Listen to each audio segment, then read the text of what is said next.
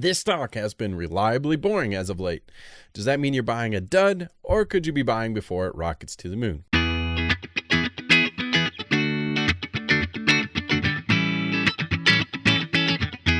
First off, for the disclaimer, I am a business owner and YouTuber, not a professional financial advisor, so this is not financial advice, just edutainment. Please do your own research before investing at your own risk.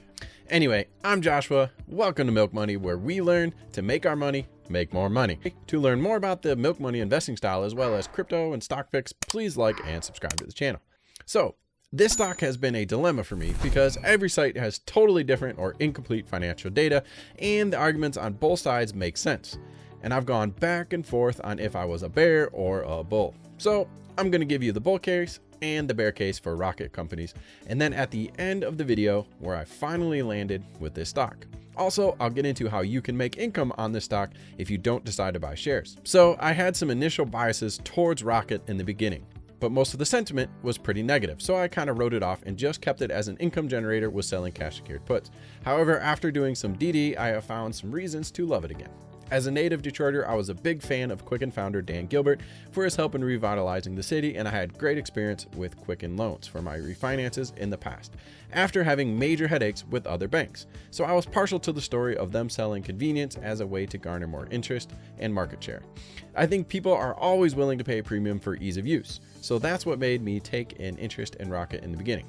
But first, let's get into the bear case, which I think is a strong one.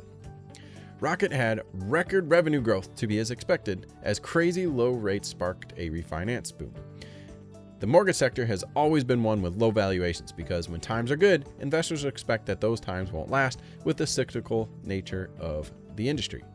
With low rates now, shouldn't we expect that an increase in rates in the near future would lead to refis falling off a cliff, taking Rocket with them? Most analysts seem to have this sentiment, with many predicting low earnings per share growth or even declining ones going forward. This sentiment seems to be widespread and doing quite the number on Rocket's stock price, preventing it from ever gaining any steam. You could see this as a sign of an anemic business model, or maybe, just maybe, a deep value play. Also, one major knock is that Rocket's rates are more expensive, usually than your local regional banks, which makes it harder to think that they can actually dominate market share. So if you agree with the sentiment, we'd probably say Rocket is a pass. So why would anyone invest? The good news is this sentiment appears to be priced in, and Rocket has very strong support at $20, and I suspect that Rocket is trading at a fair value and thus relatively safe to the downside, which makes it a killer pick for selling puts at the very least. But why go long? Is it a value play or a value trap? I think that the imminent decline in refinancing is overstated due to the fact that there is still more demand than can be handled by mortgage servicers, which could keep the refinances rolling in a little bit longer. The impending rate hikes also might be a pipe dream, with the Fed so far unable to spur inflation. With all of this financial uncertainty, we might actually see rates lower for the foreseeable future, thus maintaining a friendly refinance market. Rocket's biggest bulls argue that it's actually a tech company and try to recreate the Tesla mantra of not being a car company, and thus they should be valued like a tech company. I don't actually think this applies for Rocket, but I do agree that the tech aspect improves its margins and will allow for market share capture. So even in a stagnant refinance market, I see they could grow earnings. For instance, they save 1% to 2% per loan on traditional front-facing loan officers that your local banks have while you interact with the app. People, especially my generation and younger, are used to paying a premium for ease of use and prefer using apps versus talking to people on the phone. So while I don't think they should have a fintech valuation of 50 plus like Square and PayPal do, I do think 9 is a little low for a PE. If it could maybe just move up to 11, and we could have a $30 to $40 stock if Rocket announces the predicted earnings of $3.85 a share for 2020 coming up on February 25th. But that PE expansion can only happen with sentiment improvements, which I will get into some catalysts on how that happens, and I'll get into those shortly. As I did research on Rocket, many of the sites I like to use, such as Morningstar, did not have any analyst covering the stock. Now, value investors love that because it means they can get in before the crowd, as long as the crowd decides to show up. So while most institutions do not have a lot of coverage of the stock yet, the ones that do are publishing negative sentiment. Again, good for value as it suppresses the stock price. And BlackRock disclosed recently that they bought 8 million shares in Q4 of 2020. Maybe it's an example of institutions staying bearish so that they can buy first. Of course, they wouldn't manipulate the market or anything, right? The Rocket management also believes in the stock. CEO Jay Farner mentioned on a CNBC interview that the leadership team, including founder Dan Gilbert, own 95% of the stock and planned $1 billion more in buybacks, kind of giving a warning to the short sellers, which maintain a 30% interest currently. They're slowly starting to get some traction on Reddit, and I think that there's always a potential for short-term pumps of this stock with any kind of catalyst, such as a Reddit short squeeze or hype fest. I mean, it's got Rocket in the name. Of course they'd love it, right? But other legitimate catalysts are the expansion to the Rocket business, such as Rocket Auto, or more talk of the Berkshire rumors. Now, to be very clear, the Buffett rumors are just rumors. It's just speculation at this point, to be very clear, but there is speculation that Buffett and Berkshire took a secret position in November. Also in November, Jay Farner mentioned a partnership with a major financial institution.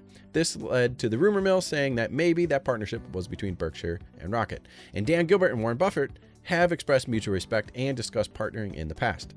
Any more talk of a Berkshire stake would indeed send this stock soaring. But like I said, this is a very speculative rumor at this point.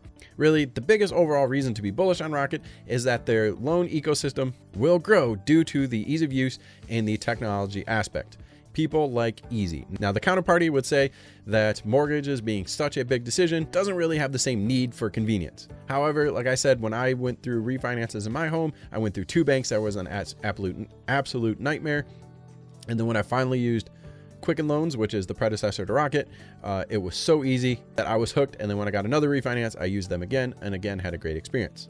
I have heard mixed reviews online with some people saying they didn't have the same experience, so I'm sure it depends on the officers that you are using. But the goal of Rocket is to make that your mortgage process super easy and super streamlined, therefore gaining more and more market share, and they expect to have higher margins because of the fact that they're using technology and charging a premium over other loan servicers that people are willing to pay based on convenience and marketing.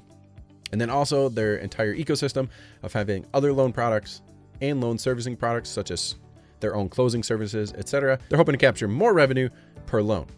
So I think all these things are good for Rocket Mortgage as a strong, stable, reliable business going forward.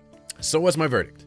Well, annoyingly, this is very much a maybe stock, okay? There's lots of uncertainty keeping the price down and possibly preventing you from making profits.